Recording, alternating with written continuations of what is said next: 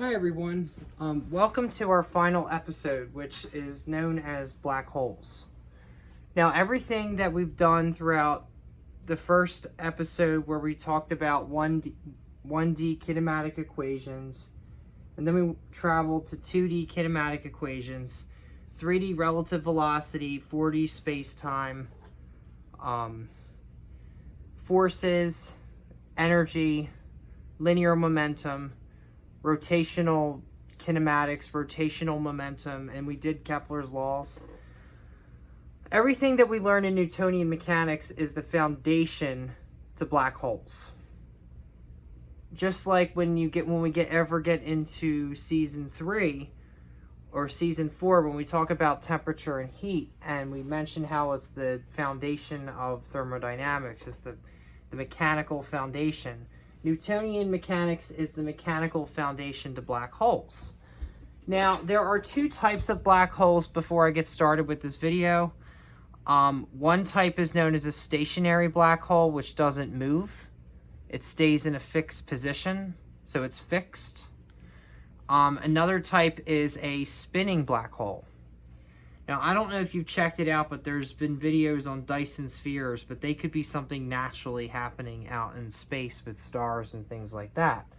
But, so just to keep in mind, that's why we had to do rotation, is because there are stationary black holes and spinning black holes, which spinning and rotational is the same thing. It's the same, it's just another word. So that's why I had to show you rotational kinematics and rotational momentum. That's why we went big on that. With black holes, there really isn't anything linear. It's just either stationary or spinning. Okay. Now, a black hole is known as a Death Star and a frozen star. It's more interesting than the sun, believe it or not, because this is what happens when a star collapses. It becomes a black hole. Now, there's a specific speed that you need to know, which is known as the escape speed from a star. So, in order to do that, we call it rho. Rho is defined as the escape speed. But we say density is equal to mass over volume. We identify it as terms of density. So density is known as the escape speed. Density is mass over volume, which we then say is equal to mass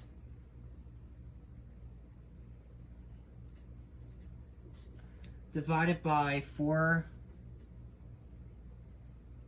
pi over 3 times 6.96 times 10 to the 8th meters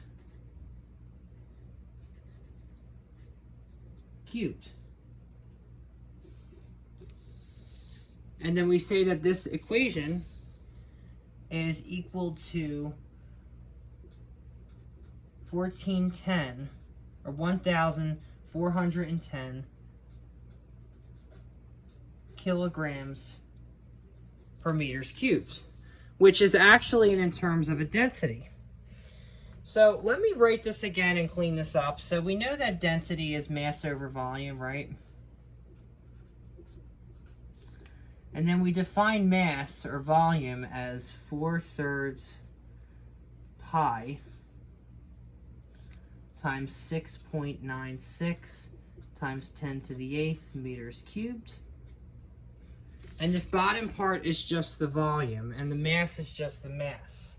Oh, I made a mistake when I wrote this. So density is mass over volume, and this is the volume.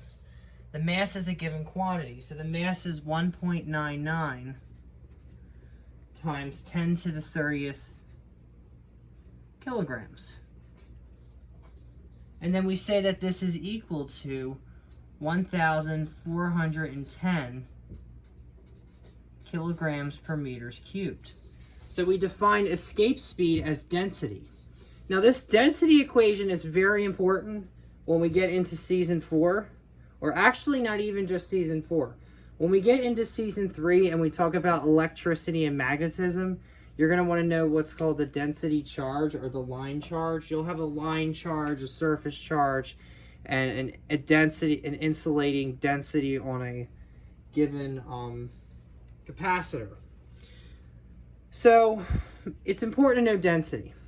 Learn it now. Why not? I mean, this is density, and density you're going to need to know for temperature and heat, which is the mechanics of thermodynamics, which is the most beautiful thing in physics to ever study is thermodynamics.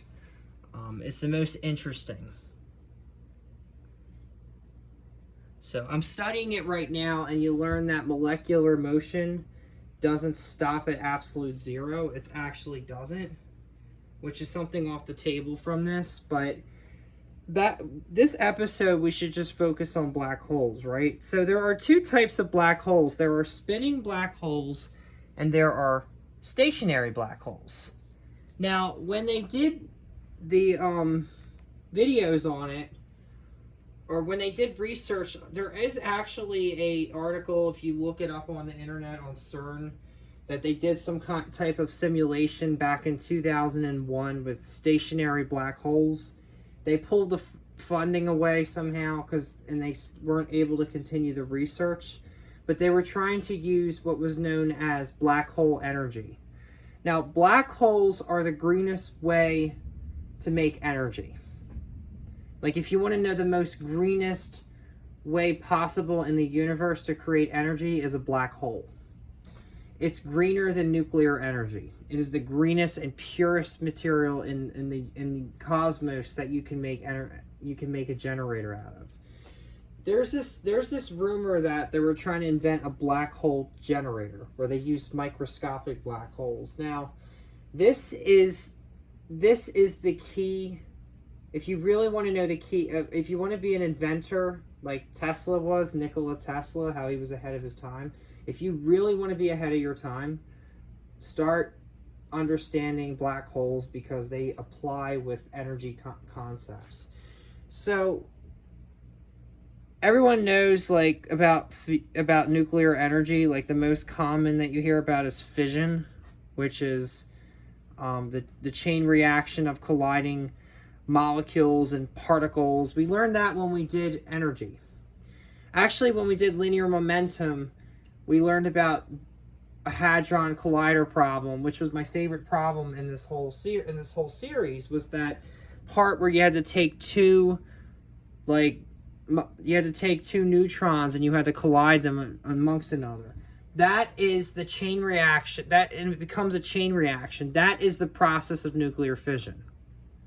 Nuclear fission, think of the moderator as your gas tank in your vehicle. That is basically how a moderator works. It's just something to hold stuff. Now, the fission works in that kind of concept.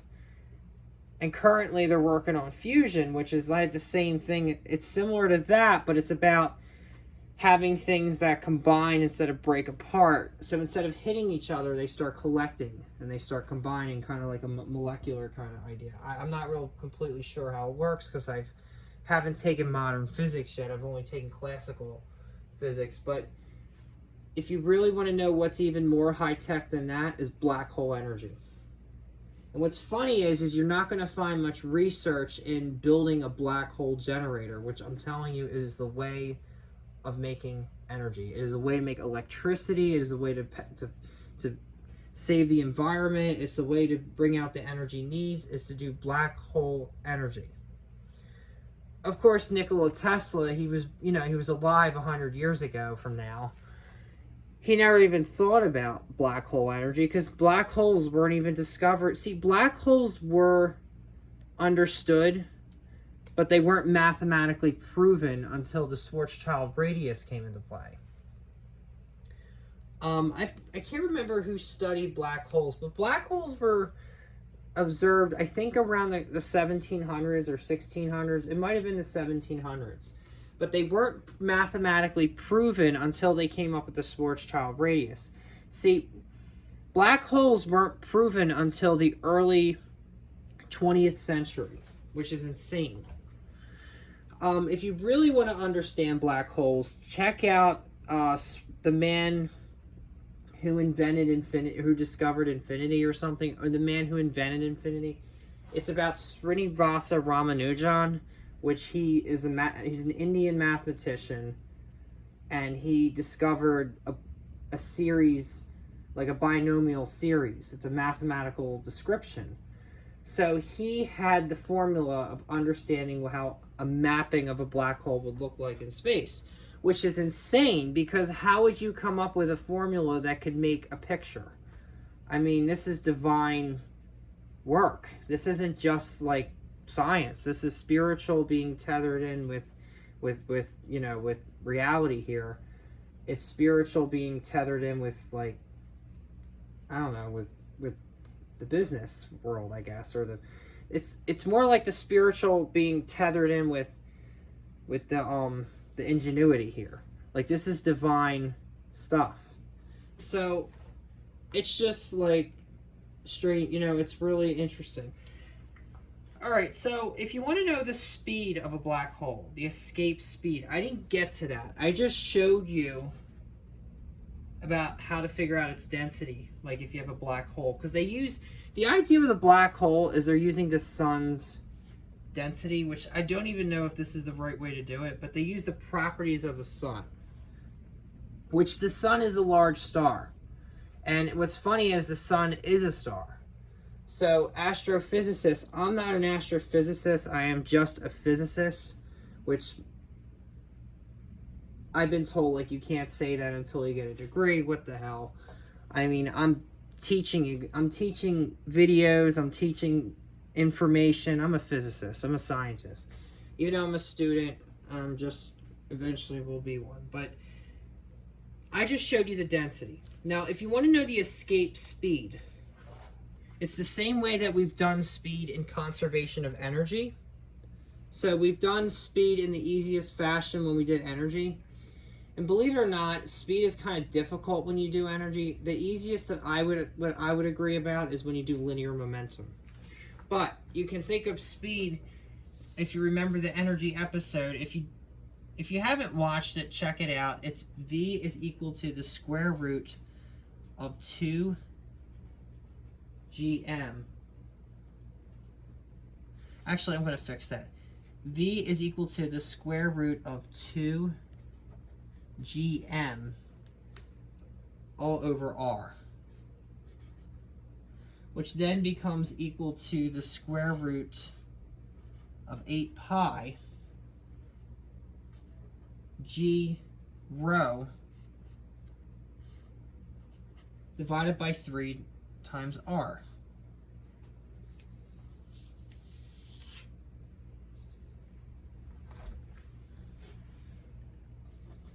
Now, I think the R is outside of, I think the R gets outside of the square root. I'm not exactly sure. But the trick here is that V is equal to 2. Now, this is the gravitational constant times mass divided by the radius, and then it's computed as 8 pi of gravitation times rho over 3 times R. R is outside of the radical. I'm almost certain it is because of the density. With mass to density, I think R goes on the outside. So that is really it. So I have to show you this really quick. There's only one episode. This is a very quick video. And like I said, this is the final episode for this entire season of Newtonian mechanics. I guess I could call it, I honestly have to find out what section it's in, but whatever it fits in the best, I'll squeeze it in. I mean, even though everything here is based upon Newtonian mechanics, it wouldn't be fair to say that this is Newtonian mechanics, because it really isn't. This is modern physics. Now, black holes are another topic that's called the general theory of relativity. That's where they apply it. And with black holes, you're going to have some kind of thermal energy with them. I'm going to show you a picture. What the hell? Because I don't like just sketching this. This is a really cool picture.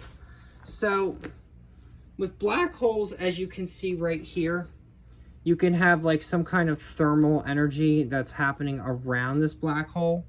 And then you can have your radius, your outer radius, your inner radius, and then this is just showing you the radius. But you can think that there's some kind of thermal energy. So if you're into thermodynamics, if you're into like being a nuclear physicist, or even just a nuclear engineer, you can think that there's like thermal properties around this. Now, if you're an electrician, electrical engineer, and all that good stuff, you could also consider that this is charges that are kind of causing heat. Now, there's two ways you can get heat. You can get heat with electricity, or you can get electrical heat, because electricity results in heat. The other way you can get heat is in thermodynamic properties.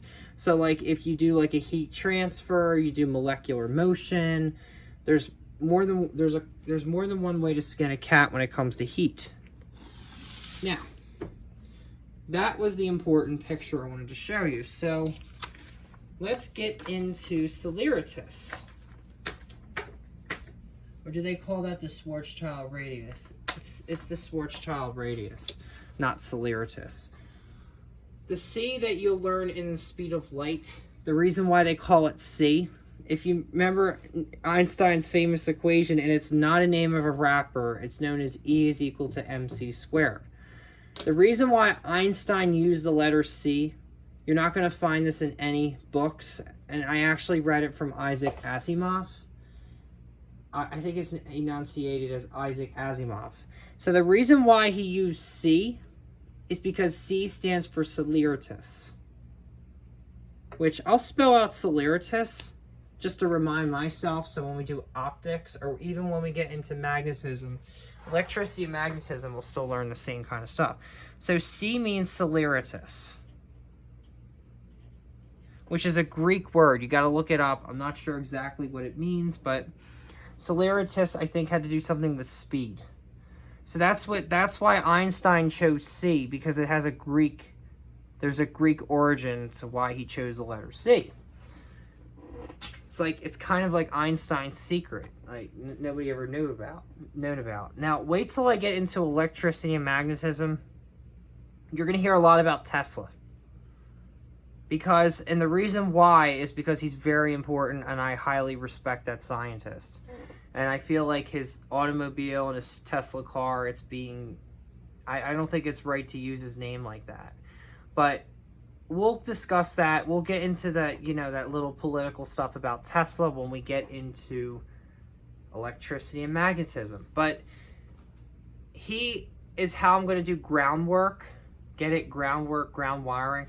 He is how I'm going to do groundwork for electricity and magnetism. We are going to follow the same way Tesla did his inventions. His business strategies aren't even a bad idea either, even though he had poor business strategies. And you could tell that I've read like his whole biography with how much information I know about this ingenuitive person he was. But yeah, he was a very, very remarkable scientist. I highly respect him. Michael Faraday is going to be mentioned in this season, and this is going to be season 3 that we're going to be talking about Michael Faraday, Benjamin Franklin.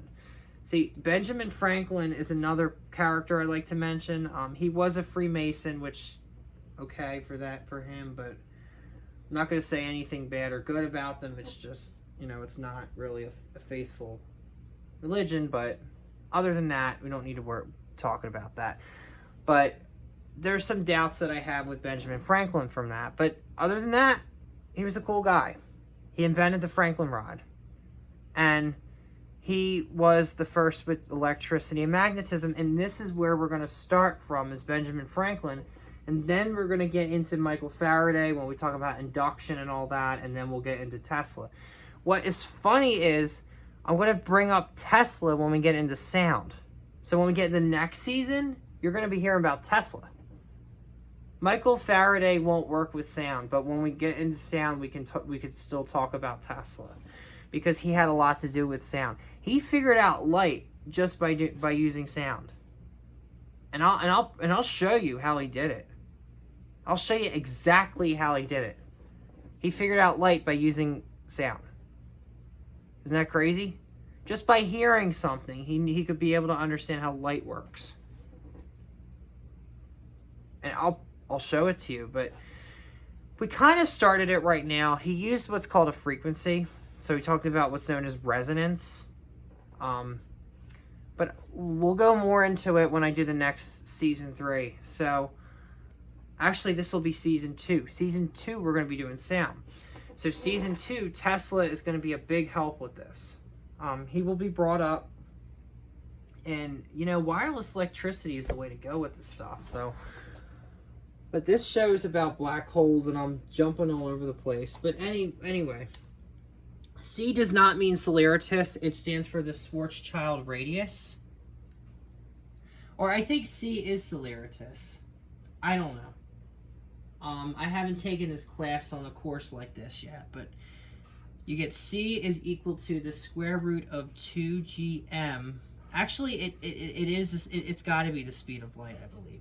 I think it is the speed of light. I'm not 100% sure with that equation. But if you want to use the Schwarzschild radius, you say r sub s is equal to 2gm divided by c squared. And that c is the speed of light. So the speed of light is this square root. I think it is the speed of light now. And then the Schwarzschild radius, that's what r sub s is. It's 2 gravitation times mass over light squared. And that's the Schwarzschild radius. All right, there's only one problem in this that really mentions, I'm not going to do a summary because I showed you every equation that's in the summary. The only one you're going to see is the Schwarzschild radius equation, which I just showed you. So let's go into the example, and then there's a little bit more on the theory that I got to touch. Other than that, this whole episode will be finished. And I apologize with this marker. I don't have any pens left.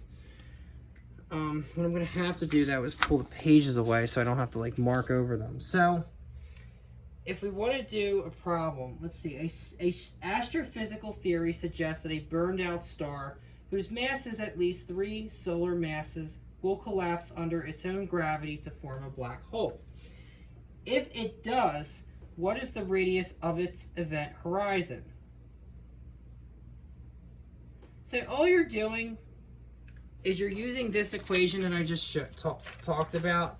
R sub s is equal to 2gm over c squared. And we plug some values in, which I'm going to show you this. So R sub s is equal to 2gm over c squared.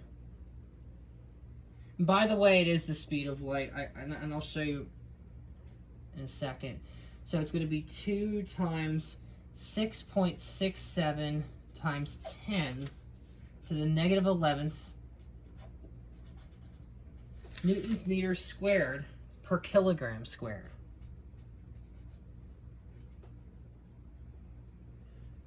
This is really hard to see the exponents. Hold on. S is equal to 2 times 6.67 times 10 to the negative 11th.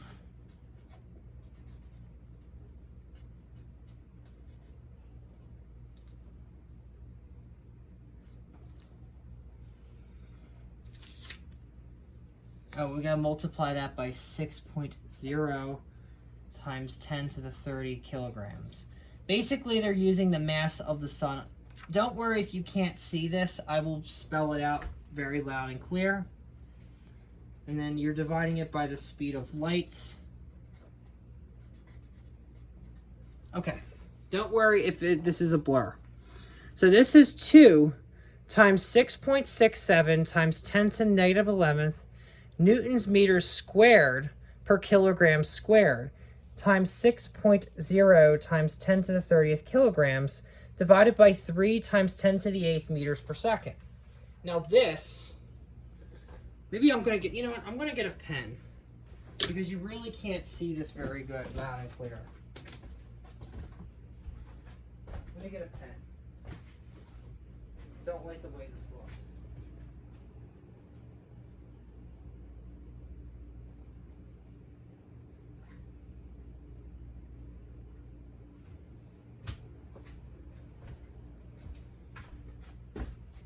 Because it's number crunching, I'd rather just have this really clear, crystal clear.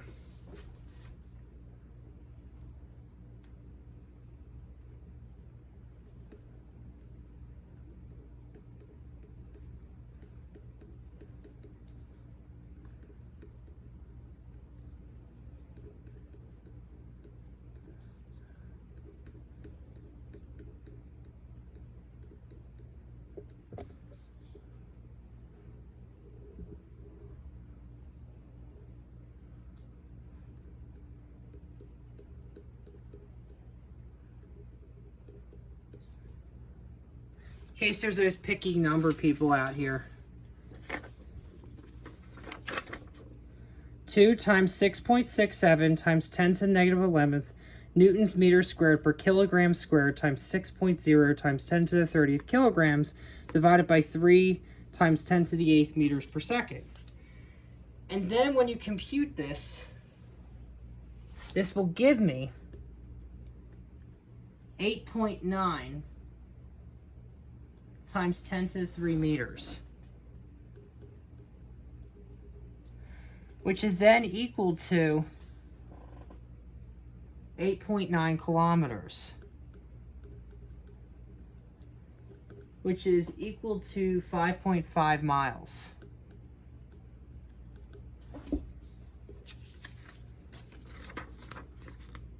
So you get 8.9 kilometers, which is 5.5 miles. This is just equal, equal, equal. I ran out of space there. But, oh, and then if you want to figure out the average density, that's the other part of this problem. I'll flip the page over. Or we could do it above. So to figure out the average density, you have to say that rho is equal to mass over volume, right? In this case, we can just say rho is equal to mass divided by 4/3 pi r cubed. Because you can imagine that there's a little equation that says volume is equal to 4/3 pi r cubed. You can use a little system of equations, and then you can know that rho is equal to mass over volume. So if you know that rho, it's really hard to see this because of all the dots, but rho is equal to mass over volume. Volume is equal to that. We just throw that in for volume. So where we see for volume, we plug it in right there, and then we get this formula. It's like a system of equation technique. All right, and then when you get that, I have to list out what the mass is, so we're not quite done yet. This becomes equal to 6.0 times 10 to the 30th kilogram divided by 4/3 pi times 8.9 times 10 cubed meters.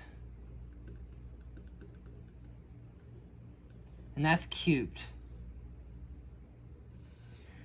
Which this will give you 2.0 times 10 to the 18th kilograms per meter cubed. That's what I get, 2.0 times 10 to the 18th kilograms per meters cubed. That is the unit for density. All right, now, we got 2 more theoretical equations, and then we're done. All right. So don't worry about this junk up here. Don't worry about this. We're moving on. We're moving forward. So the next equations you need to know is if you want to figure out what period is. You can understand period by saying it's equal to 2 pi times a raised to 3/2 divided by the square root of gm. Actually, you know what? I'm not even going to use that. I'm going to use this. Period is equal to 2 pi times a raised to 3/2, and then we divide that by the square root of gm sub x. And then you could say so.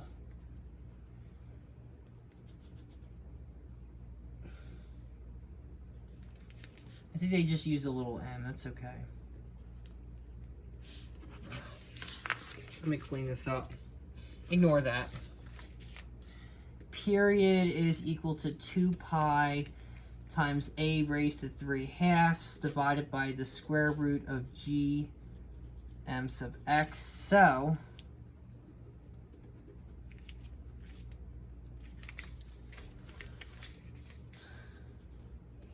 m sub x is equal to 4 pi squared a cubed divided by g t squared. So all you're going to do is move some stuff around. I'm sorry it's a little sloppy, but period is equal to 2 pi times a raised to 3/2 divided by the square root of g m sub x. So you move some stuff around. M sub x is equal to 4 pi squared a squared over gt squared. This is the final piece of the theory. All right. This was a great episode. Next week, there's going to be a bonus. And I'm going to tell you now, I might as well. So this has been our final episode, so I deserve to tell you the surprise bonus episode. So the next episode we're going to be doing is Lagrangian mechanics. It's a very nice treat. It's nicer than Newtonian mechanics. It's a nice method that I learned when I took Calculus 3 and I did multivariable functions. We did what was called Lagrangian change of variables. I might have to make it 2 episodes. One explaining the mathematical side of it, and then the second one to explain the physics side of it. I might just do 2 episodes with this. So there will be 2 bonus episodes, but it'll be Lagrangian mechanics. And it'll be fit and just because we have matured and blossomed from Newtonian mechanics. I mean, we're adults now. I mean, we learn how to crawl and everything and to walk. It's a joke. But we've done Newtonian stuff, so now we're going to do Lagrangian mechanics.